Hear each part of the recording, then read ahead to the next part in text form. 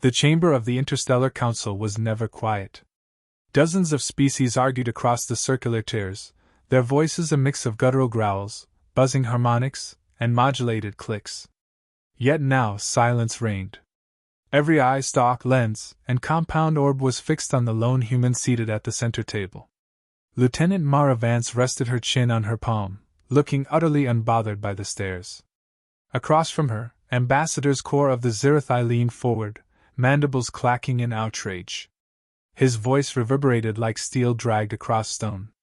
"You claimed you touched a Krethal death beast with bare hands? That you stroked it? Lies. Fabrication. No creature bred to consume living prey would permit such indignity." Mara lifted a shoulder in a lazy shrug. "I didn't force it. It purred." The chamber erupted.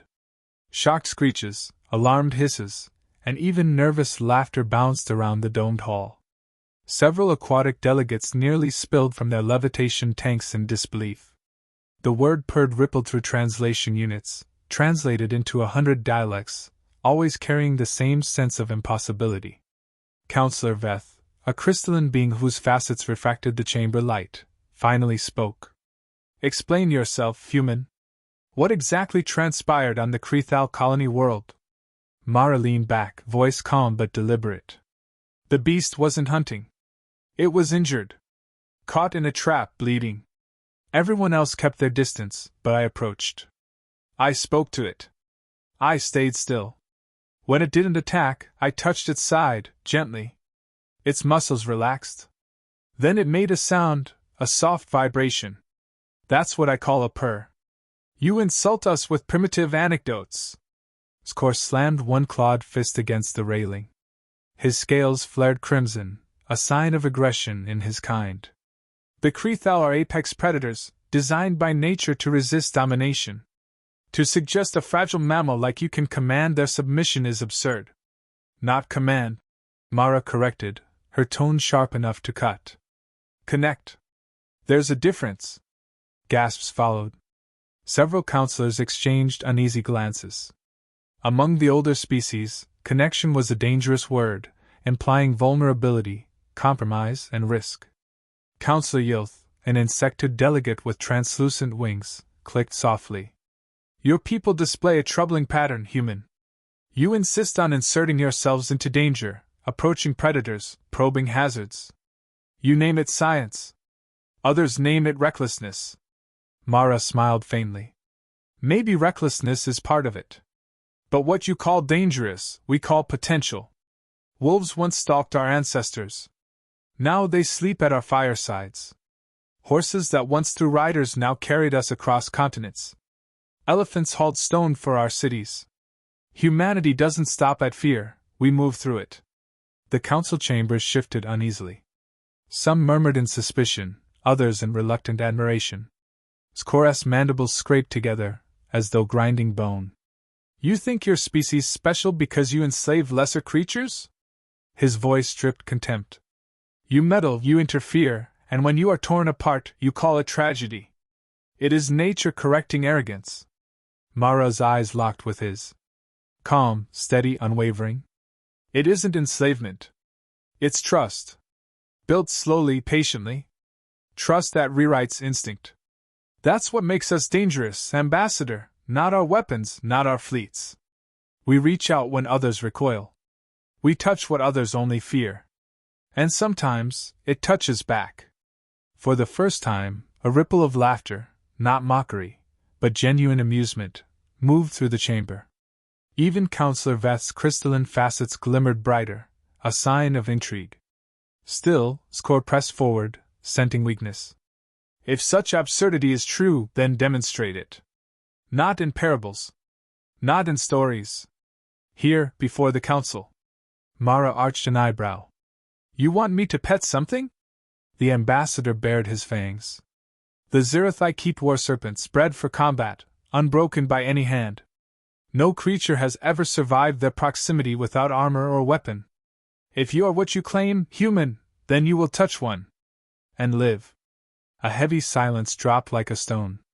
Even the air recyclers seemed to hold their breath. Counselor Veth's crystalline voice rang like a struck bell. Ambassador's Corps, this borders on spectacle. The trial you propose is lethal. Then the lie will end swiftly. Skor replied coldly. If the human fails, we are spared their charade. If she succeeds, perhaps her words hold merit. Mara stood slowly. Every movement deliberate, balanced, controlled. Her voice carried across the hall, not loud, but clear enough to cut through every layer of disbelief. Fine, she said. I'll do it. Skor's scales shifted, the faintest twitch betraying surprise. He hadn't expected immediate agreement. Mara turned to the council. But understand this, I don't pet monsters for sport. I do it to prove something, that humanity's strength isn't just teeth and claws. It's the ability to see danger, see fear, and still choose to reach out. If that's not worth membership here, then maybe we don't belong. The chamber buzzed with low conversation, translation units struggling to keep up. Words like fearless, insane, and impossible tumbled across species. Councillor Yoth rose, wings vibrating. The council votes to sanction the trial. The human will attempt to bond with a war serpent under controlled conditions. Failure will not reflect upon her species as a whole, but success. The insectoid paused, multifaceted eyes glinting. Success will rewrite what we believe of humanity. Mara inclined her head in acknowledgement, then turned to leave. The murmurs followed her, some awed, some pitying, some quietly hopeful. Skor remained behind, mandibles twitching in silent fury. He had intended to humiliate the human, to strip away her confidence in one brutal instant. Instead, she had accepted without hesitation, making him appear the aggressor. As Mara passed through the chamber doors, she allowed herself the smallest smile. She remembered the Creethal's golden eyes softening as her hand brushed its mangled flank, remembered the vibration that shook its chest, as if the galaxy's deadliest predator had decided, for one heartbeat, that it was safe beside her. And she thought, not without humor, if they're stunned by a purr, just wait until they hear what a tail wag means. The biodome's gates rumbled shut behind Mara Vance, sealing her inside with something every rational being in the galaxy feared. From the viewing tiers above, hundreds of eyes fixed on her. Counselors hovered in protective shells, some armored, others already retreating to reinforced chambers. Even through thick glass, the air hummed with tension. At the far end of the enclosure, the war serpent stirred. Its scales shimmered like molten iron, reflecting the dome's artificial sunlight. Muscles rippled beneath the armored hide as the creature unwound itself from a coil larger than a transport pod. Eyes the color of burning coals locked onto her, unblinking, predatory, ancient. Ambassador's Corps voice carried from the observation platform. The human has requested proof. Here it is. The war serpent, offspring of the Zirathai war brood, bred for battle since before your species crawled from mud. Observe closely, Council, as she learns why we do not pet predators. Mara ignored him. Her pulse raced, but her face remained steady. She had expected this, the spectacle, the attempt at humiliation. What she hadn't expected was the sheer size of the serpent. 12 meters at least. The mouth could swallow her whole. She whispered, mostly for herself. Bigger than a crocodile. Same principle. The serpent hissed, a sound like steam venting from ruptured pipes. It slid forward, belly scales rasping against stone. Guards along the perimeter shifted nervously behind their barriers, fingers on stun lances that would do little more than irritate the beast. Mara crouched low, palms open, showing she carried no weapon. She forced herself to breathe slowly, rhythm steady, heart pounding but controlled. "Hello there," she murmured. Her voice was calm, conversational, absurd in its simplicity. "Not here to fight you." Above, voices muttered through translators. "She exposes herself, madness. Why kneel? She makes herself prey. Watch, it will strike." The serpent's tongue flickered, tasting the air. Its head lowered slightly, swaying in the way snakes did on Earth. Mara studied the movement, every twitch a message. Agitation, hunger, suspicion. She thought of the Creethal, its golden eyes wary until her hand had brushed its fur. She thought of Earth's wolves, once nightmares around firelight, now companions. The instinct was always the same: fear, then trust, if given the chance. She spoke again, louder, so the serpent heard vibration as much as words. I see you. You're magnificent. And you're scared too, aren't you? A ripple of surprise swept through the council. The idea of a war serpent feeling fear was heresy. Skor let out a derisive hiss, but his claws clenched tightly. The serpent drew close enough that Mara felt the heat radiating from its scales. Its head loomed above her, jaw opening to reveal fangs longer than her forearm. A low rumble shook the air. Mara lowered her gaze deliberately. She didn't flinch. She simply extended her hand, palm up, fingers relaxed. A gesture as old as humanity itself. I mean no harm. Gasps echoed from above. The serpent struck forward, stopping inches from her face. The gust of air nearly knocked her back. She held her ground, eyes half closed, refusing to recoil. Seconds stretched into eternity. Then, the serpent inhaled, chest expanding. The hiss softened. Its tongue flicked again, brushing against her extended hand. Mara's lips curved faintly. That's it. Not so bad, huh? She lifted her other hand and, with infinite patience, touched the edge of a scale. Warm. Rough. Alive. The serpent shivered. Muscles rippled in a wave down its body. Its coils shifted, curling tighter around her, but not in attack. It was surrounding her, enclosing her in a living wall. The audience screamed in alarm, convinced she would be crushed. But Mara didn't resist. She kept stroking gently, tracing patterns along its hide. The serpent's body tightened, then slowly relaxed. Its enormous head lowered until it rested on the stone beside her, inches from her boots. A sound rose from its chest. Low, resonant, almost like a growl, but not hostile. Rhythmic. Vibrational. Mara smiled fully now. Well, I'll be damned. You purr too. The chamber above dissolved into chaos. Crystalline voices shattered into refracted light, insectoid wings clattered in disbelief, aquatic beings slapped water against their tanks. Counselor Yoth whispered, almost reverently, Impossible. It submits. Ambassador Skor's scales blazed scarlet, his mandibles grinding. A trick! Deception! The serpent was weakened, starved. Mara looked up at him, still resting her hand on the serpent's warm flank. If starving it made it easier, why does it look so comfortable now? Why isn't it tearing me apart? You wanted proof, Ambassador. Here it is. The serpent's tongue flicked again, brushing against her sleeve almost like a curious nuzzle. Mara let out a quiet laugh and rubbed its snout gently. Skor slammed a claw against the barrier. Not enough! A war serpent is but one creature. Humanity cannot claim uniqueness from a single accident. Counselor Veth's crystalline tone cut through. It is no accident. We witnessed with our own senses. The human has done what none of us dared. She has reached across instinct and found peace.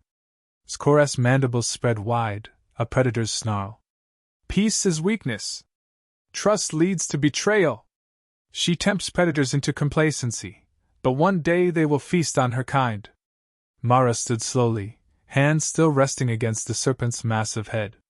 Her voice carried across the dome, steady as steel. Or maybe, Ambassador, we'll teach them that there's more than hunger. That survival doesn't only come from teeth and claws. Maybe strength is knowing when to be gentle. The council chamber fell into a hush so profound that even the serpent's breathing seemed loud. For a moment, it seemed the trial was over, the point proven, humanity's place cemented. Then Skor's voice sliced through the quiet. If the council insists on being blinded, then let them witness a real test. Not the war serpent. Something older. Something no being has ever tamed. Mara narrowed her eyes. What are you planning? Skor's scales shimmered with dark satisfaction. The Shrikath. The nightmare of the void. If you truly believe humans can connect with anything, then face that. Or admit your species is nothing but delusional animals. The dome shuddered as containment doors shifted deep below. A sound like tearing metal echoed from the depths, sending a shiver across even the bravest counselors. Mara felt the serpent stir uneasily beside her. For the first time, she wondered if she'd just been maneuvered into something she might not walk away from. But she set her jaw, her hand still steady against the serpent's scales. Fine, Ambassador. Bring it out. Let's see if fear is really the only language your galaxy speaks.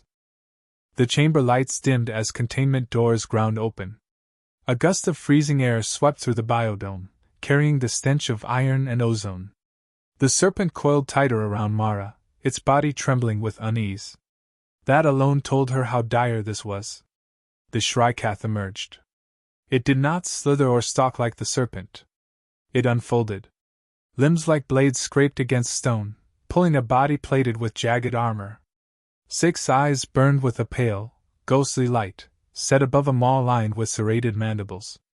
Its voice was not a roar but a shriek that made every translation unit stutter and fail. Counselors flinched behind reinforced glass, their fear palpable. Evan's Kore's confidence faltered for a heartbeat before he forced his mandibles into a sneer. This is no serpent human. This is the void's hunger given form. No hand, no word, no trick will sway it. Mara steadied herself, every instinct screaming to run. Her legs wanted to bolt, her chest wanted to seize, but she forced stillness into her frame. You keep calling it hunger, she said softly. But maybe it's just pain. The Shrikatha's gaze fixed on her. With a shuddering step, it dragged itself closer. Each movement scored grooves into the stone floor. Its breath came in rattling gusts that smelled of blood and ash. Mara stepped forward. Not fast. Not reckless. Measured. Each step matched to her own heartbeat. The council chamber filled with whispers, terrified commentary in dozens of tongues. She approaches it barehanded. She is suicidal. Or she is something else. The Shrikath lashed out suddenly, a limb striking with the speed of lightning. Mara dropped low, the strike slicing air above her head. She didn't counter, didn't flinch. She raised her hands again, palms open, voice firm but gentle. I'm not here to fight. I'm here to understand. The creature shrieked, the sound clawing at her skull. She gritted her teeth, refusing to retreat. Her mind went to earth, wolves circling firelight, massive elephants trembling at gunshots, stallions that once kicked men to death. Every one of them had been called untamable once. Every one of them had become a partner when trust was earned. You're not the first nightmare we've met, she whispered. And you won't be the last. The Shrikatha's chest heaved. For a moment, she thought it would strike again. Instead, its movements slowed, eyes narrowing as if reassessing this strange creature that did not run. Above, Skor shouted, desperate now. Do not be deceived! It studies her only to kill more efficiently. Counselor Veth's crystalline tones rang out. Or it hesitates, Ambassador. Something none of us have seen before. Mara took another step closer. Her voice softened, steady and low, carried by instinct as much as reason.